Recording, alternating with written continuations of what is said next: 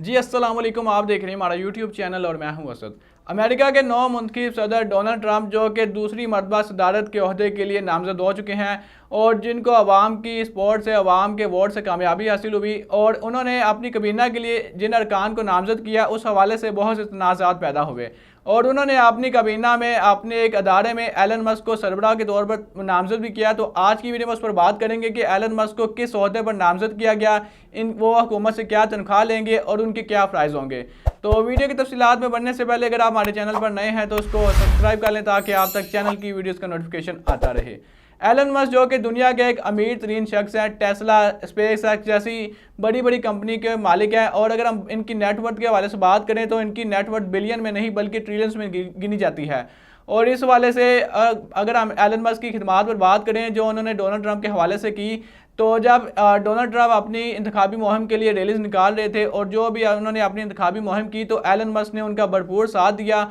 और उन्होंने कई रैलीज में डोनाल्ड ट्रंप के साथ जाकर शिरकत की और वो डोनाल्ड ट्रंप के हवाले से ट्वीट्स भी करते रहे। और इसके अलावा उन्होंने रिपब्लिकन पार्टी की जो एक पॉलिटिकल कमेटी है उनको भी $7,500 का फंड भी किया और इस हवाले से इस कमेटी को, इस जमात को काफ़ी पजीराई मिली और वो कामयाब हुई। और जब डोनाल्ड ट्रंप सदारत के ओहदे के लिए मुंतखब हुए, जब वो नामजद हो चुके थे और उनका फतह हासिल हुई, तो उन्होंने अपनी स्पीच में वो स्पीच जो उन्होंने सबसे पहली मरतबा फ्लोरिडा में की थी जब अवाम से खिताब किया, तो उन्होंने भी एलन मस्क की तारीफ़ की और उनका ये कहना था कि एलन मस्क दुनिया का एक आम शख्स नहीं, वो एक काबिल और एक ज़हीन शख्स है। हमें चाहिए कि उसकी कदर करें क्यों और इसको तहफ़्फ़ुज़ मुकम्मल तौर पर दें। और एलन मस्क को जिस अदारे का सरबराह के तौर पर नामजद किया गया वो अदारा हुकूमती एफिशिएंसी यानी उस अदारे को डोज का नाम दिया गया और इस अदारे का मकसद ये होगा कि जो भी हुकूमती अखराजात हैं उनको कम करना है, इसके अलावा ब्यूरोक्रेसी में कमी लाना और जो गैर ज़रूरी कवानीन है उनका खात्मा करना। वो ये तमाम दर रिपोर्ट वह हुकूमत को पेश करेंगे और जो भी तमाम दर हुकूमत मामलात कर रही है, जो भी अखराजात कर रही है, उनकी निगरानी करेंगे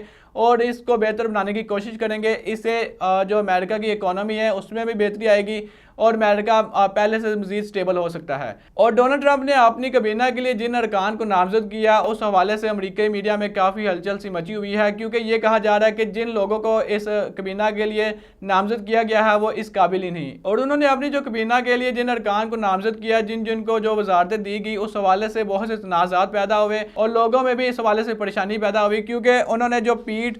हेग्सेथ है जिनको वज़ीर दफ़ा के तौर पर नामजद किया, उनके बारे में ये कहा गया कि वो एक निजी चैनल के यानी कि फॉक्स चैनल के एक एंकर थे, एक रिपोर्टर थे, उनको इस वजारत दफ़ा के लिए उनका सरबराह के तौर पर तैनात कर दिया गया। और अगर हम बात करें तो पीट हेग्सेथ जो कि एक पुलिस की जॉब भी कर चुके हैं, इसके अलावा वो आर्मी भी रह चुके हैं और उनके बारे में ये कहना था कि वो इस काबिल नहीं कि उनको वजारत दफ़ा का सरबराह के तौर पर नामजद किया जाए। और पीट हेग्सेथ जिनको वजारत दफ़ा के सरबराह के तौर पर नामजद किया गया, उन्होंने अपने बयान में ये कहा था कि औरतों को फ़ौज में नहीं आना चाहिए क्योंकि औरतें जंग नहीं लड़ सकती और ये जंग में मर्दों के मुकाबले में कमज़ोर हैं। और एक तरफ तो हम बात करें तो डोनाल्ड ट्रंप के अमेरिका के सदर मुंतखब होने के बाद एक तरफ तो अमेरिका में खुशहाली की बात की जा रही है, तो दूसरी जानिब जो इंडियन और जो पाकिस्तानी अमेरिका में गैर कानूनी तौर पर जो दाखिल हुए उनके हवाले से भी बहुत से खदशात है कि उनको अब बाहर निकाल दिया जाएगा। क्योंकि जब डोनाल्ड ट्रंप ने पहली स्पीच की तो उनका भी यही कहना था कि जो भी गैर कानूनी तौर से जो अमेरिका में दाखिल हुआ, जो सबसे ज़्यादा तादाद बताई जा रही है वो मैक्सिको के लोगों की है। तकरीबन लाखों की तादाद में लोग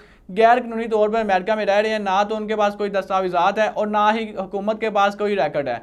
तो अगर हम बात करें तो इंडिया के तकरीबन 7.5 लाख के करीब लोग हैं जो अमेरिका में गैर कानूनी तौर पर रह रहे हैं, ना तो उनके पास कोई दस्तावेज़ात हैं और भारतीय हुकूमत और भारतीय जो लोग हैं वो इस हवाले से परेशान है कि अब उनको निकाल दिया जाएगा। और अगर हम पाकिस्तान की बात करें तो पाकिस्तान के भी एक बड़ी तादाद में लोग जो अमेरिका में गैर कानूनी तौर पर रहते हैं उनको भी निकाले जाने के खदशात हैं। और डोनाल्ड ट्रंप अपने बयान में, अपने खिताब में ये बात सख्ती से कह चुके हैं कि मैं इमिग्रेशन के जो मसाइल हैं, क्योंकि गैर कानूनी तौर पर बहुत से लोग अमेरिका में रह रहे हैं और रह भी चुके हैं, तो मैं उनको निकालने की फुल कोशिश करूंगा। और जो उनके नायब सदर है वो उनका ये बयान था कि मैं तकरीबन हर साल 10 लाख लोगों को अमेरिका से निकालूंगा जो गैर कानूनी तौर पे रह रहे हैं। तो दोस्तों ये थी ट्रंप की हुकूमत के हवाले से अपडेट। अगर आप इस पर अपनी कोई राय देना चाहते हैं तो कमेंट सेक्शन का ऑप्शन आपके पास मौजूद है, वहाँ पर अपनी कीमती राय से आगाह कीजिएगा और अपने मेज़बान को दीजिएगा इजाज़त। अल्लाह निगहबान।